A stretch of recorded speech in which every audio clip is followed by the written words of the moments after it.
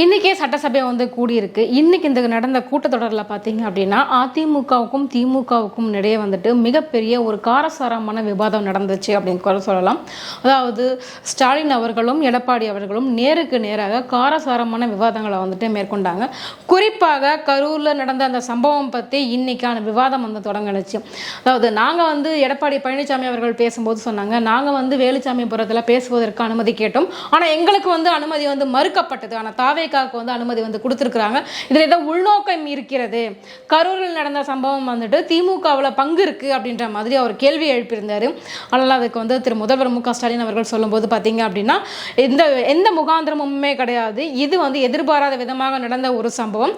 இதற்கும் திமுகவுக்கும் எந்த சம்பந்தமுமே கிடையாது. இதில் களத்தில் மக்களுக்காக மக்களோடு நின்று போராடியவர்கள் திமுகவினர் தான்.